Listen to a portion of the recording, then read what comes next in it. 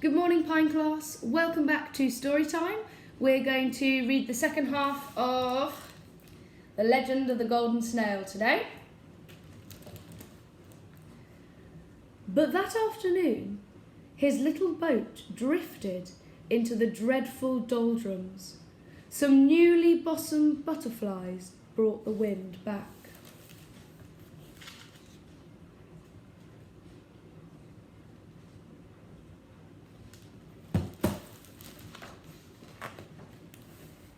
He became ensnared in the slithering sea, but a grateful friend arrived just in time.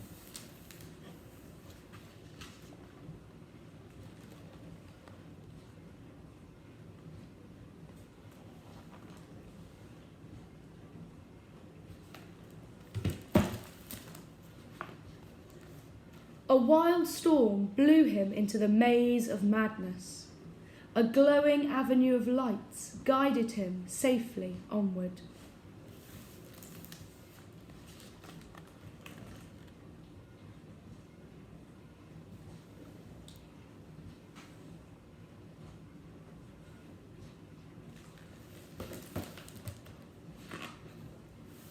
Eventually, Wilbur came to the ends of the earth. A golden shell lay gleaming on the sand. "Oh," he said, "I thought it would be bigger." But Wilbur was determined to be a proper grand enchanter and roam the oceans for 100 years, maybe even 1,000. So he held up his arms and recited the magic verse. "Snailing ship, rise and shine, hoist your sails and trim them fine."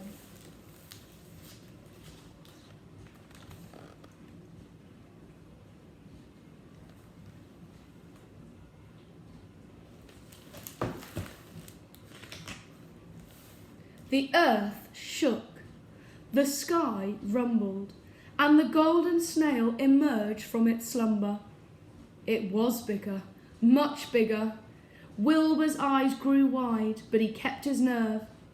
"Taste once more the salty brine, for with this spell I make you mine."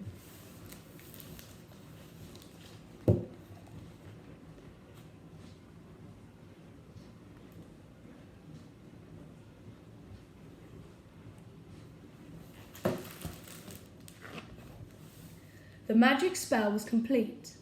The mighty beast sprouted masts and sails and a rudder. The snailing ship! It turned to its new master and waited for his command. The grand enchanter raised his arms high, but then he saw the heavy chains and the cruel collar with its bell. And there, at the ends of the earth, after all his long years of journeying, Wilbur realised that he didn't want to be a grand enchanter after all. He thought back to the legend, then he took off his hat and said, "I command you to take me to the Spiral Isles."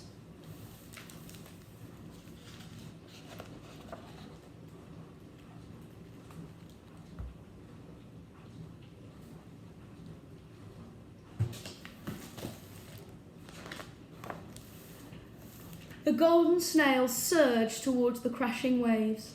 Wilbur tied his little boat to the snail's stern and leapt aboard.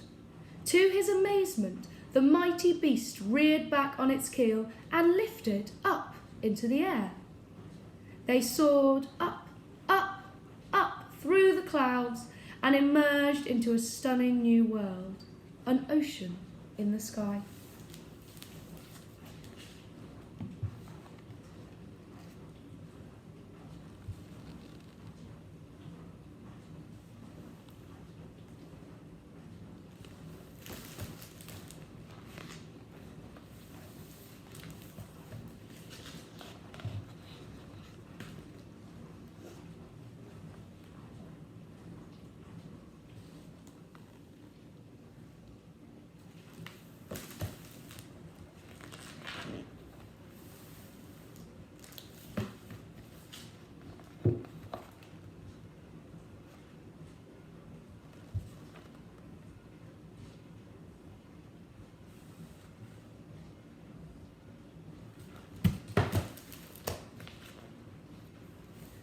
They swept down to the spiral isles and dropped anchor in a sheltered bay of swirling mist.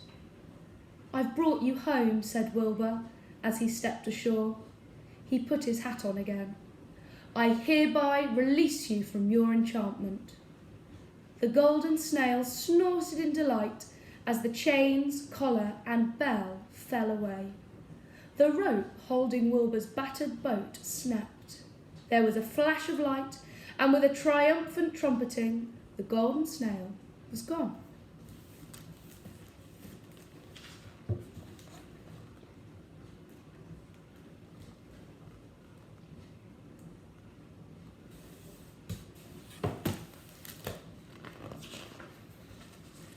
Wilbur was alone on a cloud, with no way to get home. But something was happening to his boat. The golden bell had hooked itself over the bowsprit, a parting gift. As he watched, the little boat began to glow. It had turned to solid gold. And, best of all, it had wings.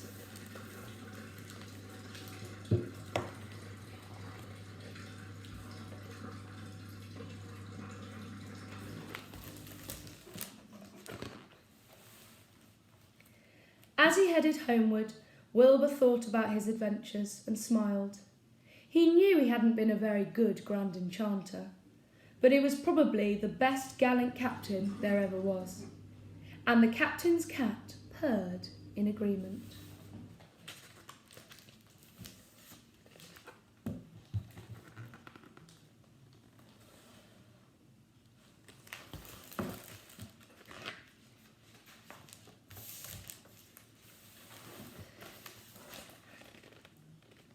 The end.